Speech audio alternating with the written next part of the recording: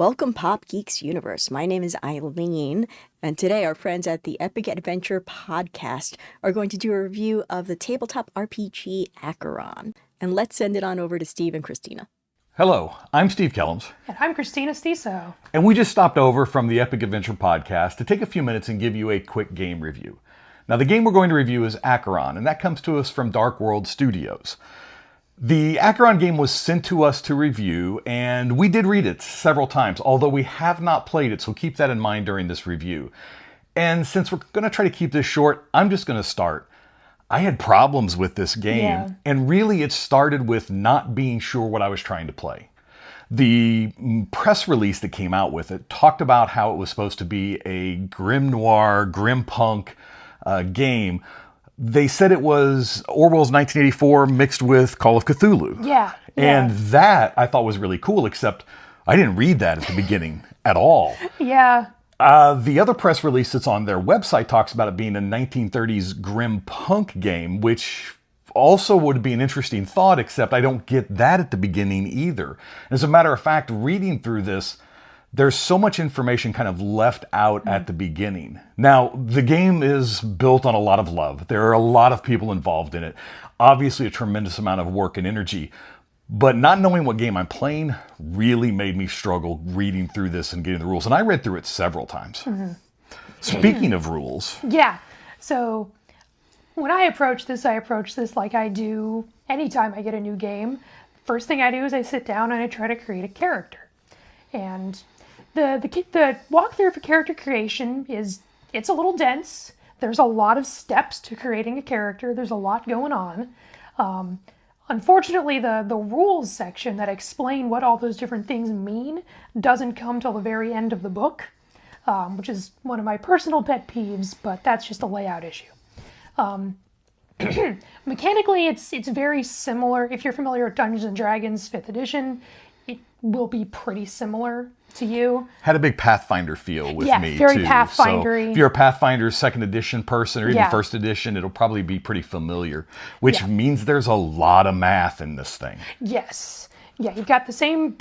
I was looking it up. Like, so to create your character, you have attributes, skills, there's also quirks and hindrances, like hindrances and merits, like from Call of Cthulhu, GURPS, that sort of stuff. Then there's also abilities, which are closer to feats.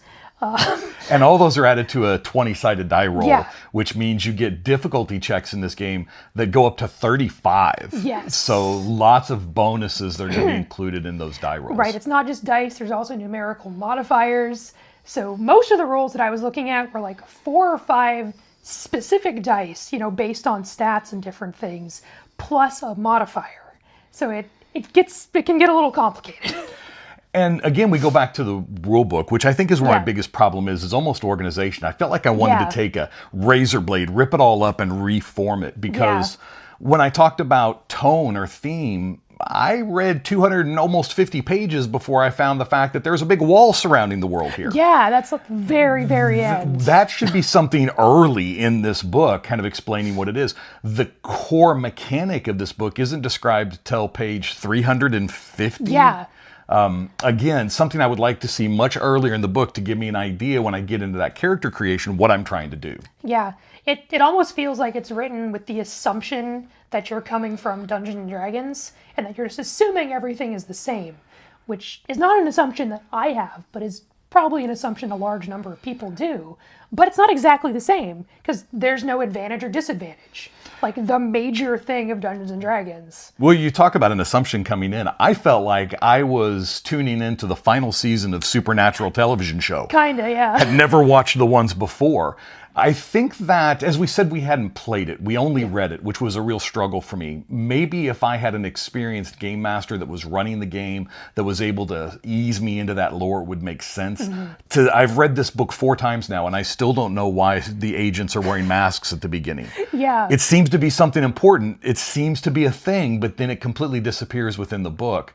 Also, the art doesn't help because some of the art, which the individual pieces are nice, it's well done. No complaint about the artist. It's tone. One is obviously from a D&D style setting. The next art piece you'll see could be out of Call of Cthulhu. The next one is a modern cyberpunk piece. And so it threw me entirely as to when this was supposed to be taking place or what the tone or themes were going to be. Is this fantasy setting? And I know as it's been described as grim dark, I just didn't see that all kind of fit in right. Yeah, grimdark is probably the least accurate description that they've brought up that I would apply to it. It's definitely Call of Cthulhu-esque. There's a lot of like cosmic horror elements, but there's I would not describe it as grimdark. Now, what did you like? What did I like? There's a lot of interesting stuff going on. Like a lot of the individual systems that are sort of existing in here, like their sanity mechanic. Yes. Is actually pretty interesting. Like it's very complex. There's like 3 different layers of sanity, and each one is affected by different things, and they all have their unique sort of fallout if you fail their rolls. That's a very interesting system. And there's a couple of really neat skills or merits that were in there. One I really liked was you are what you wear, I think was the name of it. And when you put on a piece of clothing as a disguise, obviously, you kind of take on or earn some skills that clothing would have given you. So if you're pretending to be a plumber and you're wearing a plumber's outfit, all of a sudden you can do some plumbing. I really liked that idea within the game. But those things tend to be spread out through this sprawling 600-page book. And I really wish you had some editing that made it more concise. That put an introduction at the beginning that gave me a really good feel for the tone and theme of this game, as well as the overall story that I was going to be telling stories in. Yeah, I feel like there's like 4 or 5 ideas in here that are really good, and they've all been sort of mushed together in a way that there's almost too much going on. So like, I could definitely see pulling individual elements out of this system and incorporating them other places. Putting them all together in one game, that is too much. That is just too much for me to handle. This is going to be a great game for some of you out there. It is very fiddly. Obviously, it's very in-depth and lots of different systems. If you like that, you might like this as well. I would recommend that taking a lot of time to really kind of to really kind of learn the background. And you're going to have to read this many times, and you're going to have to make some stuff up. Maybe even reach out to some of the online communities that are already talking about this and get an idea for what that was meant. Because I think if you do that, you may be able to turn this into something that you like. But for me, it's just not something that I would go for. Yeah, same. And there you have it. A nice quick review from us over at Epic Adventure Podcast. Have a great day. And thank you for joining us for our team up with the Epic Adventure Podcast crew, Steve and Christina. If you'd like to learn more about the Epic Adventure Podcast, we'll have links down in the description. If you'd like to learn more about Acheron and Dark World Studios, we will also have links for you to check those out. And we will encourage you to check out their YouTube channel so you can check out their actual play of the game.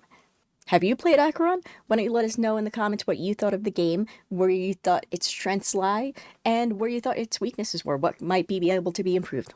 If you enjoyed what you saw today, make sure to like and subscribe, and we'll see you next time.